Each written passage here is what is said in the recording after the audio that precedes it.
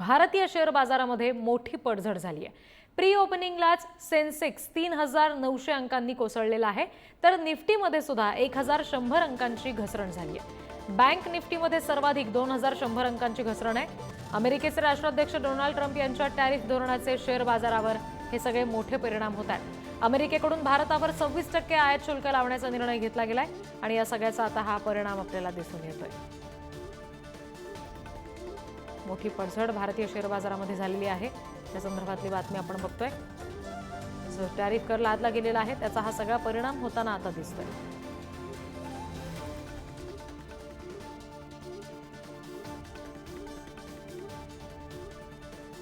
आशुतोष वाखरे जे share market संदर्भातले अभ्यासक आहेत, तज्ज्ञ आहेत, ते आपल्याशी जोडले गेले, त्यांच्याशी आपण बोलणार आहोत।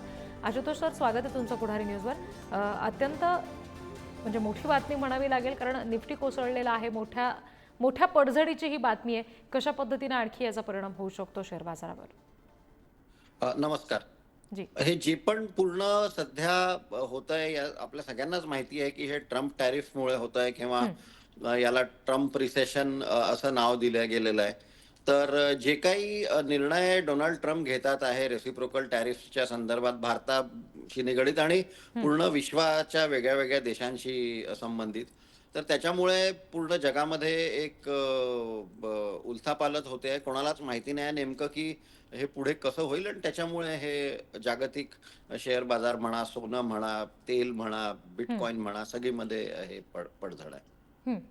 आशुतोष सर, आणखी काही परिणाम होऊ शकतो? आणखी पडझड या सगळ्या संदर्भात होण्याची काही शक्यता आहे? त्याबाबतचा काही अंदाज? निश्चितच पडझड तर होऊ शकते शेअर बाजारामध्ये म्हणा, करन्सीजमध्ये म्हणा, बॉन्ड यील्ड्समध्ये म्हणा, गोल्ड, ऑइल, बिटकॉइन सगळ्यामध्ये पडझड होऊ शकते। त्याच्यात काही कारण की सप्लाय चेन्स डिसरप्ट होतील आहे आणि जी जागतिक अर्थव्यवस्था मंदीत जाईल आहे, तर होऊच शकतं। निश्चित जागतिक अर्थव्यवस्थेचा जसा तुम्ही मुद्दा उपस्थित केलाय, तसा विशेषतः भारताविषयी विचार करायचा झाला सर, तर भारताला नेमकं कुठल्या क्षेत्रामध्ये नुकसान होऊ शकतं या सगळ्यामुळे? निर्यात जर का बघायची झाली तर भारताचा, आणि विशेष कर अगदी अमेरिका म्हटलं तर भारताचा एक निर्यात असतो सॉफ्टवेअर, IT, आणि आपल्याकडनं ज्या म्हणजे बऱ्याचशा जेम्स अँड ज्वेलरीज किंवा इमिटेशन ज्वेलरी आपण म्हणू शकतो, किंवा कपडे आपल्याकडनं निर्यात होतात, किंवा कार आपल्याकडनं निर्यात होतात। जी तर हे आपले मोठे निर्यात असतात की यांच्यावर आता ते तिकडे एकदम महागतील ते, कारण की तिकडे त्यांच्यावर टॅक्स लागेल आणि मग ते महागल्या गेले तर मग तिकडचे लोक जे आपले कपडे घ्यायचे, आपले इमिटेशन ज्वेलरी घ्यायचे, जी ते आता विकत नाही घेणार आणि म्हणून मग तसा आपल्या अर्थव्यवस्थेवर परिणाम पडेल, आपल्या उद्योजकांवर। हं, हं. जी. या सगळ्यामध्ये सर टॅरिफचं हे जे कार्ड आहे ते जाणीवपूर्वक हत्यार बनवलं जातंय असं आपल्याला दिसतंय। एकंदरीत जगावरच याचा परिणाम होताना आता कारण आपल्याला दिसतोय, अर्थव्यवस्थेवर विशेषतः।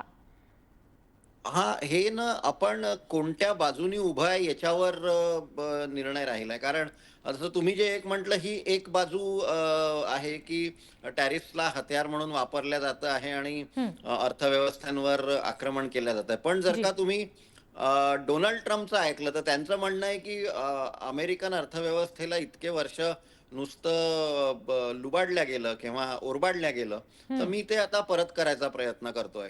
तर कोणती तरी एकच बाजू घेणं आपलं योग्य नाही राहणार आणि अ, आपल्याला दोन्ही बाजू माहिती पाहिजे, कारण की आपण आयातही करतो, आपण निर्यातही करतो। आपले संबंध असे आहे की अमेरिकेशी पण आहे, रशियाशी पण आहे, बरोबर. इस्रायलशी पण आहे, पॅलेस्टीनशी पण आहे। तर म्हणून आपल्याला ही खूप नाजूक वेळ आहे जागतिक संबंधासाठी। हं, हं. जी.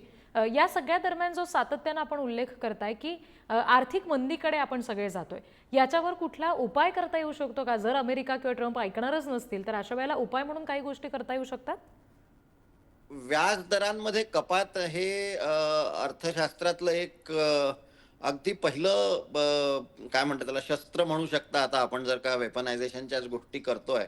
जी तर हा एक उपाय असतो की जर का मंदी आली तर व्याजदर कपात केले जातात आणि आरबीआयची पॉलिसी आहे आता पुढच्या काही दिवसांमध्ये।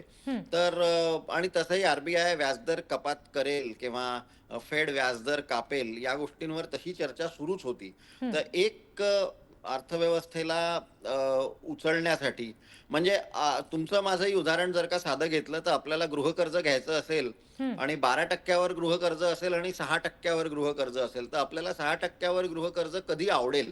जी. तर म्हणजे व्याजदर जर का कमी झाले तर लोकं विकत घेतील आणि मग अर्थव्यवस्थेला चालना मिळेल अशी त्याच्यामागची हं. थिअरी आहे. हं, हं. आशुतोष सर, आणखी एक असा मुद्दा होता, की आता जसं तुम्ही म्हणालात, की काही उपाय म्हणून सुद्धा काही गोष्टी करता येऊ शकतात. तर अशा वेळेला विशेषतः भारतीय गुंतवणूकदार जे आहेत या सगळ्यामध्ये, त्यांचं नेमकं आता सध्या काय झालेलं असू शकतं इतक्या अंकांनी निफ्टी खाली कोसळल्यानंतर? विचारू नका म्हणजे क कोणता शेअर खाली नाही पडलाय हा प्रश्न आहे. जी, जी. सगळीकडे आणि असं ₹2, ₹5, 1%, 1.5% पडलाय असं नाही, तर अख्खा तुमचा निर्देशांकच्या निर्देशांक 3-3 आणि 5-5 टक्क्यांनी खाली पडलाय एकेका दिवसात. सेन्सेक्स म्हणा, निफ्टी म्हणा. माझ्याकडे आत्ता एक्झॅक्ट समोर नाही, पण मगाशी होतं आणि प्री ओपन केव्हा असे पडले होते मार्केट्स. तर अ, गुंतवणूकदारांचे सगळे पोर्टफोलिओज लॉसमध्ये आहे. हं. आणि आता इकडे खूप म्हणजे जे थिअरीमध्ये म्हणतात, की बाबा जेव्हा मार्केट पडलं असतं तेव्हा विकत घ्यायला पाहिजे. जी, जी. आणि तसं म्हटलं तर आत्ता तुमच्या एस-आय-पी असतील, किरकोळ गुंतवणूकदार असतील, तर त्यांच्या एस-आय-पी चालू पाहिजे. माझी एस-आय-पी चालू आहे. हं. पण हे खूप हिमतीचं काम राहतं जेव्हा इतके तुमचे पैसे म्हणजे कालपर्यंत जे ₹100 दिसत होते, तर आज एकदम 90 दिसतात आहे. जी, जी. तर त्याच्यामध्ये कोणी म्हणतंय, की तुम्ही विकत घ्या, तर ते थोडंसं म्हणजे हिंमत लागते. पण तरी हेच असंच करायला पाहिजे हं, हं. दीर्घावधीच्या निवेशकांनी, गुंतवणूकदारांनी. बरं. सर, आत्ता जसं तुम्ही म्हणालात, की एस-आय-पी वगैरे चालू ठेवायला हवं, पण हे हिमतीचं काम आहे. अशा वेळेला सोनं गुंतवणुकीबाबतचा उपाय असू शकतो का? हां, सोन्याबद्दल सोन्याबद्दल खूप लोकांचे खूप मत आहे हं. आणि सोनं एक म्हणजे अगदी सगळ्यात सगळ्यात सोपं एक विचारलं तर जेव्हा काहीच नाही तेव्हा आपल्याला बरं वाटतं सगळ्यांना, की सोनं असेल तर पटकन विकता येतं आणि कठीण वेळेमध्ये आपण त्याच्यातनं आपल्याला पैसे मिळू शकतात. हे एक सोन्याचं सगळ्यात वैशिष्ट्य म्हणा किंवा सगळ्यात त्याची स्ट्रेंथ आहे. पण सोन्याचा परतावा दीर्घावधीमध्ये म्हटला, तर इतका काही फार छान नाहीये डॉलर टर्म्समध्ये. रुपयामध्ये तरी आहे कारण की रुपया डेप्रिशिएट होतो. पण हं. तरीसुद्धा म्हणजे शेअर्सची जागा सोनं नाही घेऊ शकत. हे हं, बघा हं. प्रत्येकाच्या पोर्टफोलिओमध्ये सोनं थोडंफार पाहिजे, फिक्स्ड डिपॉझिट थोडेफार पाहिजे आणि म्युच्युअल फंड्स थोडेफार पाहिजे. जसं जी. एखादं घर पाहिजे आपण जे म्हणतो, तेवढंच महत्त्वाचं राहील. बरं. आशुतोष सर, आणखी एक प्रश्न असा, की या सगळ्या संदर्भात आपण जे उपायांचा किंवा पर्यायांसंदर्भात बोलतोय, तर त्याच्यामध्ये करन्सी मार्केट किंवा क्रूड ऑइल हे हे असे पर्याय सुद्धा असू शकतात. याच्यात आपल्याला काही करता येऊ शकतं? करन्सी आणि क्रूड हे दोन्ही ना वायदा बाजार किंवा डेरिव्हेटिव्हजमध्ये उपलब्ध आहे. हं, हं. म्हणून किरकोळ गुंतवणूकदारांसाठी हा पर्याय नाही आहे आणि त्यांनी जायलाही नको. जी. लहान छोटे तुमच्या माझ्यासारखे गुंतवणूकदार जे आहेत त्यांनी म्युच्युअल फंडात एस-आय-पी करावी. त्याच्यामध्ये वेगळे-वेगळे क्षेत्र आहेत. आता जसं तुम्ही बघा आज शेअर बाजार पडतंय. हं, पण मी जसं मगाशी म्हटलं, की सोलरचं खूप जास्ती भारतामध्ये चालू आहे. हं. तर असे जे क्षेत्र आहे किंवा ईव्ही आहे किंवा डिफेन्स आहे, तर मॅन्युफॅक्चरिंग आहे, या क्षेत्रावर तुम्हाला भारतामध्ये प्ले मिळू शकतो आणि सध्या हे सगळे शेअर स्वस्त चालू आहे आणि आपल्याला आज शेअर बाजार 1000 पॉइंट पडलं, उद्या शेअर बाजार 500 पॉइंट पडलं, त्याला गुंतवणूक नाही म्हणत. तर म्हणून गुंतवणूकदारांनी क्रूड किंवा करन्सीचे फ्युचर्समध्ये जाण्यापेक्षा म्युच्युअल फंडाच्या एस-आय-पीमध्ये जावं आणि त्याच्यातही नसेल समजत तर इंडेक्स फंडात राहावं.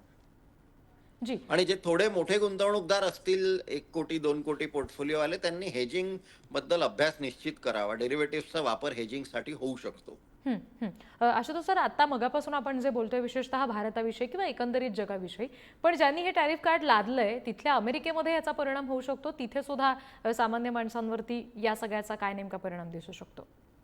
पुन्हा तेच आहे, की डोनाल्ड ट्रम्पचं असं म्हणणं आहे, की मी जे काही करतो आहे, त्यांनी थोड्या म्हणजे पेशंटवर शस्त्रक्रिया चालू आहे, बट द पेशंट हॅज सर्व्हाइव्ड असं त्यांचंच वक्तव्य आहे. की फार महत्त्वाचं होतं मला हे करणं, मी हे केलं, पण अमेरिकेची अर्थव्यवस्था जगली किंवा टिकली असं त्यांनी वक्तव्य केलं. तर त्यांचं असं मत आहे, की मी जे काही करतोय त्यांनी अमेरिकन अर्थव्यवस्था पुन्हा चांगली होईल.